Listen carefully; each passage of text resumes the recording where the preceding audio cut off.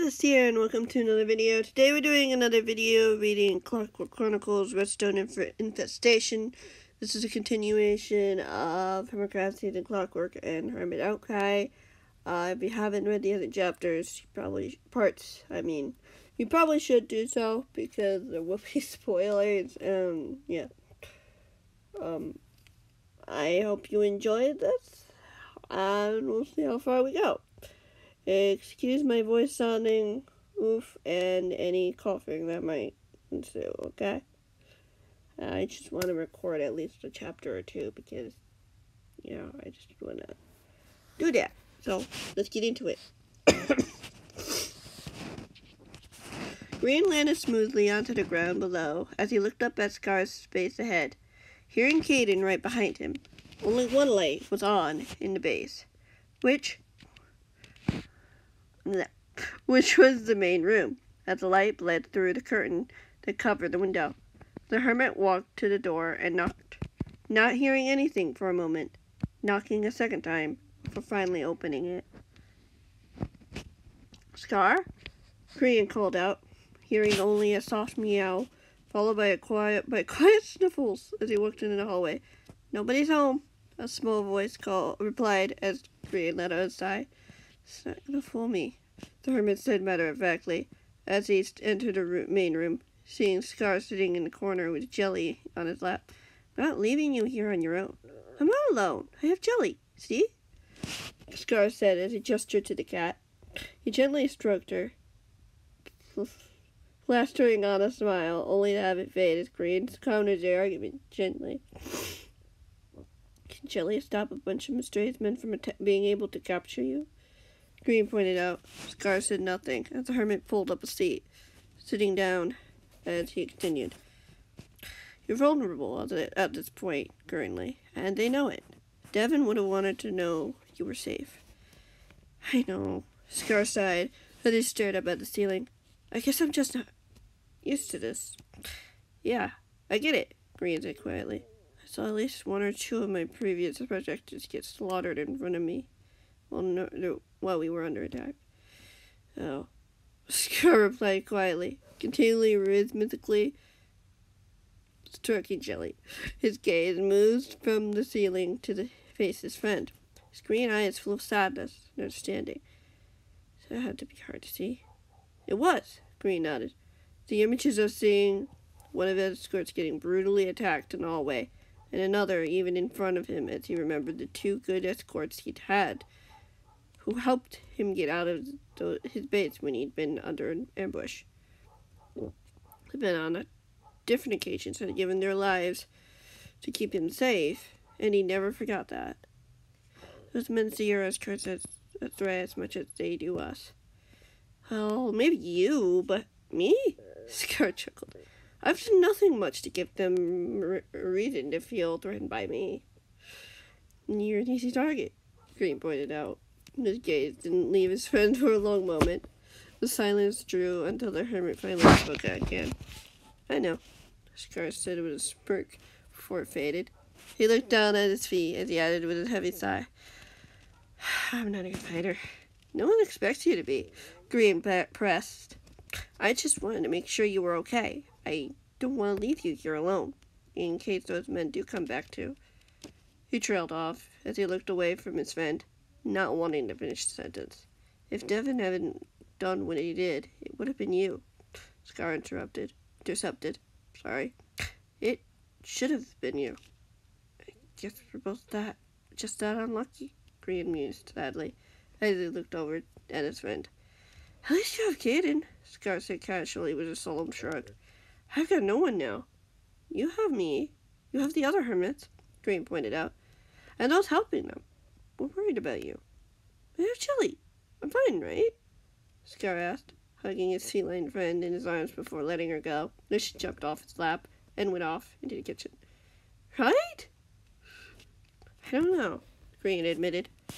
"Maybe we should go to this place where the others are and talk about this there. That way we're all in a safe place and can freely get through it together." Sorry, sniffles. "We'd all feel better knowing you're safe." Scar nodded his head slowly. I think Jelly will be okay here if I go for a few days. He stood before shaking his head again. Ted was a good friend to all of us. I know, Green replied calmly. He didn't have to do any of this, but he did. At least we can remember him as a hero. Scar smiled sadly, tears filling his eyes as he looked away from his friend. Yeah. Green swallowed as he saw his friend stare at the wall for a moment. Do you need anything? Green asked him gently. Like a hug? I could do with one right about now. Scar admitted calmly. His lip trembled a little as he added, Still can't stop thinking about what could have happened. If we lost you, I don't know. Oh, Scar, Green said quietly as he went over to his friend and brought him into a hug. The hermit let go of the tears, holding tight to his friend as he heard the soft sobs as his friend's shoulder gently rose and fell. It all seemed to last. Shoulders probably would be better. It all seemed to last for an eternity before they finally pulled apart from one another. My goodness, sniffles! Thanks, I appreciated that. Scar smiled sadly as he wiped his tears from his eyes. Some tears from his eyes. I'm glad you're okay. I'm glad you're being honest with me, Green said as he put a hand on his friend's shoulder. Let's get ready to go. I'm sure the others are waiting for us.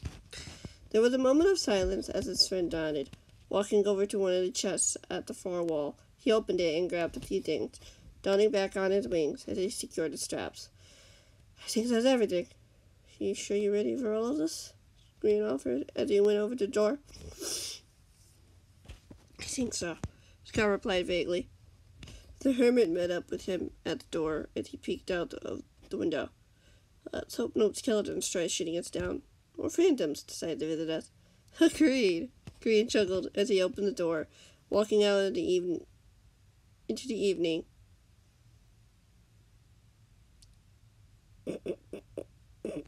As Scar walked outside with him, closing the door on his way out. The door had struck again. The door has struck again! 2 years later, the door has struck again! The two of them said nothing as Caden met up with them, and the three of them went into the closing night sky as the hermit could spot the moon just peeking over the horizon. He saw nothing. The entire journey, a scar flew beside him, Caden right behind, as the hermit felt the wind rushing past him. He'd be there soon, though he wasn't sure what that would entail once they got there. Yep. Chapter 8. He could see Beat-Up's base up ahead. The building was well lit against the night sky, as the stars twinkled overhead. The hermit spotted a safe place to land as he noticed Beat-Up's escort nearby. Did everything go well? Beat-Up's escort asked the group calmly. I know I still haven't given names to Beat-Up's escort or Pearl's escort. If you want to leave suggestions, feel free. It'll be a while. I probably could add it to the next story, but I don't know. If you have an idea. I don't know. Caden nodded. Yep, we wouldn't be here if it hadn't. Then again, they could easily not have said their names for privacy reasons, but they could have easily made up their own names. Like, I don't know why. Ay. Very good. The others are discussing inside if you want to see them. The escort replied. I'm guessing you do. Do you think it'll be okay if you stayed out here to keep watch? Green questioned the escort. Give me a call if you need anything, help included. The escort said confidently. Green nodded gratefully as he grabbed Scar by the arm as the hermits went to the front door. Green opened it. The two of them went inside. He let go of his friend. He could hear voices in the kitchen as he heard the door close behind them. As the room of voices suddenly went silent. Who's there? Beat-Up's voice called as he peeked his head around the corner. His face brightened when he saw them. You made it! Come on in. I'm sure you're hungry. Green said nothing as he heard his stomach growl as he walked down the hall into the kitchen, hearing Scar right behind him. Hey guys, Impulse's cheerful voice called from the table as Korean looked over to see him consuming his choice of meal, a bowl of mushroom soup. It could have been rabbit stew. It could have been rabbit stew. It's fine. However, not the suspicious stew. You weren't sure. You weren't sore from the fall earlier. You weren't sore from that fall earlier, B-dubs asked Green quickly, taking a moment for the hermit to register what he was saying. No, Green said quickly, as Scar sat down near the end of the table. I don't think so. That's good. Very good. B-dubs said with a cheerful smile. I have some extra bowls that we can make some soup in if you want some. Yeah, that'd be fine, Green replied. I'm not all that hungry. Okay, B-dubs nodded, as Green calmly went to take a seat as he looked around. What were you two chatting about before we interrupted? Scar asked, after a long moment of silence. Oh, nothing much. We were just catching up, Impulse said quickly. B-dubs wanted to wait until you two arrived before getting into the meat of things. That's right, B-dubs nodded. I've been busy. I've been a busy bee as of late, and that meant a lot of secrets and questions, I'm sure. Like that redstone bug or whatever, Green suggested, as B-dubs stepped away from the counter, carrying a steaming bowl of soup in his hands toward the table. Yeah, that, B-dubs chuckled nervously. Those men have been working on that thing behind the scenes, testing it on poor victims, trying to find the most efficient way to scare, hurt, or even kill people with it. Like Devin. Scar said quietly. The room fell into silence as B-dubs put the bowls in front of the hermit, as some of the hot soup splashed out onto the table. I'm sorry to hear about what happened, B-dubs said calmly. I miss him too. It just all happened so fast, Scar insisted quickly. I've never seen anything like it before. B-dubs nodded and said slowly. That's why I've been working on trying to stop those guys from using that thing. He shuddered as he sighed. So we don't lose someone like that again. What exactly have you been up to? Impulse asked curiously. Oh, quite a lot, actually. B-dubs did, a little more confidently and proudly. I've been in touch with Rose and Liam about finding locations that might house these infectious redstone bugs and trying to squash them. Rose has a team of her own dedicated to this. And Liam's trying to see if he can find a bit of cure. Something that would be better for us and those protecting us. Like a single potion? Impulse asked softly.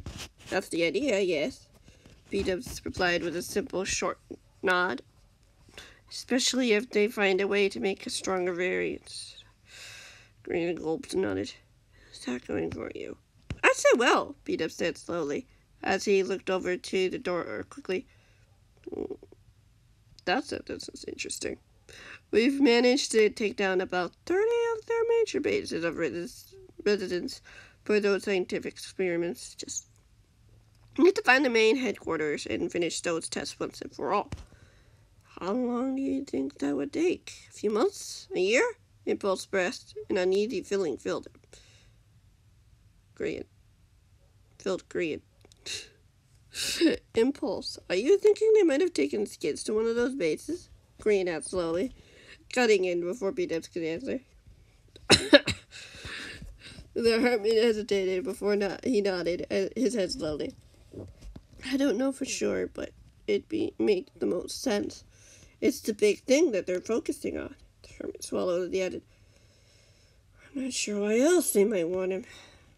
We'll find him, don't worry, B-dubs reassured him. You know he's still out there, at least, right? Impulse nodded. Yeah, I have to believe so. It's coming from him, though. B-dubs smiled sincerely. He's strong. He can pull through, I'm sure. Impulse sighed and shook his head, as Green sipped on his soup, realizing he'd neglected it. B-dubs put down another bowl for Scar, as the hermit immediately dug in, a little less hastily as he normally would. Before anyone could continue with the conversation, the hermit looked over to the door to the main room as Blake entered the kitchen, pocketing the device he'd been holding as he cleared his throat. "I've just called both Rose and Matthias," the young man reported, looking at the group. "What did they say?" Scar asked hopefully, moving around in his chair so he could see the boy better. "Rose asked me a few questions about what happened, but there really wasn't much else she could say," Blake said slowly, looking over at Impulse. "I did ask her if she had any news on Skiz, but there's not anything new I can get from her." "Oh." Impulse replied quietly with a nod. Matthias wanted to know whether or not the group was safe, Blake said calmly. "I informed him of the situation and that I'd do my best to ensure everyone's safety until he gets back. So you're in charge, basically," Green pointed out. Blake chuckled. "It's only temporary. I wonder how the other guys will feel about having to take orders from you," Peter chuckled. "Why wouldn't they be okay with it?" Scar asked curiously. "Blake's a great leader."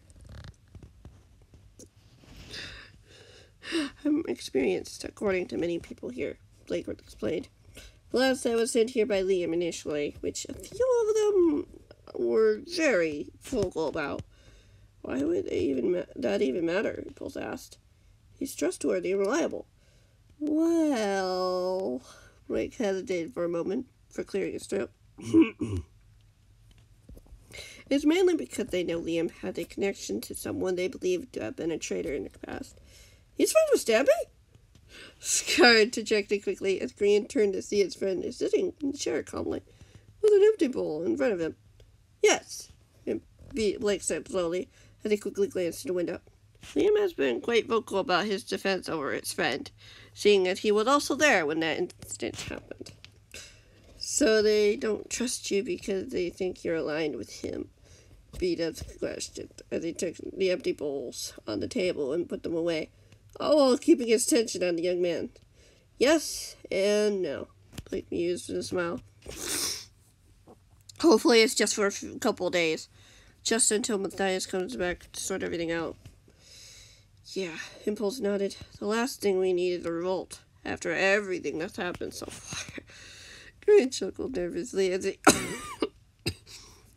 he looked out the window, seeing Caden and Beat-Up's escort walking past. The sky was a midnight blue, as the stars dimly twinkled through the window. He couldn't see the moon yet, not that he would. "There's one more thing I wanted to bring up before we all go our separate ways," Blake pointed out as he glanced over at Scar as he added, "I've had a talk with Matthias about having a temporary protector for Scar until we can find a better solution. He's going to see if he can find something. If not, he'll call up Liam to see if he can send someone to help." "Sort of like an intern?" Scar offered. "Yeah," Blake nodded. "It's a temporary solution for the time being, unlike what happened the last time." "You were never meant to be Impulse's protection permanently?" "Protection? Wow." "Yeah, I guess I have an official name for the cause now at this point." "Thanks, hermits." "Not initially," Impulse said calmly. "I asked Liam if he could send someone as backup after the first time one of my escorts left me on my own. If you remember that." "Oh yeah, that was rough," Beat-Up side. We got intercepted and we had to send people to rescue you." "More or less, yeah." Green smiled sheepishly. "Safe to say we made the right choice in keeping him." Blake chuckled, blushing as he replied, "Is that all right with you, Scar? I just wanted to make sure you were comfortable with it. You could always stay here until a solution can be made too." No, that's totally fine," Scar said casually with a smile. "Whatever you need to do, honestly. I just don't want to be here too long and leave Jelly on her own back at my base. We can always get her for you," Beat-Up offered with a hand. "Well, to see then," Blake said simply. "Is that everything?" Impulse asked curiously. "Do we have any idea what Mr. A might be planning?" "Not that I know," Blake shrugged. "At least, nothing new." "Then let's just hope they leave you guys alone," Beat-Up said with cheerfulness. "At least for a while." Maybe you could help me look at some potential coordinates for bases the men might be hiding out in. That'd be fun, Sky said brightly. Great, Beat-Up said happily. Oh, it's getting late. We should probably get some sleep. The other hermits nodded as Beat-Ups walked out of the room, wishing everyone a good night. Green watched his friends each get up, one by one, going towards the second floor. I almost made that sentence. Where the rooms were located. Blake had gone into another room, probably to stay inside, and relatively close to the other hermits, in case anything happened. No, Green doubted that would happen, after 2 quick successions of attacks. Perhaps there was a reason for the men being so persistent. What exactly was their plan? Did Mr. A want to try to free his brother or Gerald, or did he have something else in mind? Finally, after sitting anxiously in silence for long enough, getting to his feet, as he pushed the chair back in, he went over to the stairs. "Good night, Gran," Blake called from the main room, as the hermit nearly jumped out of his skin as he looked over his shoulder, seeing the boy as he smiled at him. "Good night," Gran replied, returning the smile they grabbed for the railing. "Try not to get into any trouble, okay?" Blake chuckled. "I'll try not to. It's going to be fun," trying to relay this to the others. "I might wait until morning." "Might be smart," Green agreed as he began to climb up the stairs. "Well, I'm sure you can handle it, especially if Matthias put you in charge." "He literally could have chosen anyone else, like Tyler," Blake admitted with a shrug. "He chose me. And the other guys better listen, or they won't have a job," Green said thoughtfully with his mischievous smile as Blake nodded. "Oh, that's one way to put it," Blake replied matter-of-factly. "Just call me if you need anything." "Yes, sir," Green said happily as he bounded up the stairs, entering the hallway as Blake's footsteps faded from behind him. He found one of the empty rooms and walked inside, leaving the door slightly opened as he headed for the bed, the curtains of the windows blocking any light from coming in or anyone from looking at him. He sighed as he fell onto the bed and closed his eyes, as he drifted off to sleep, not even taking off his shoes, as the night faded into nothingness. I'm going to end this chapter, in this episode here. This part, I hope you guys enjoyed, and I will see you guys in the next one, whenever that might be. Hopefully my voice sounds better on Monday, or eventually soon. I really wanted to use this fall break to record some of these, but no, I had to get sick. Anyway, thank you guys for watching. Have a good one.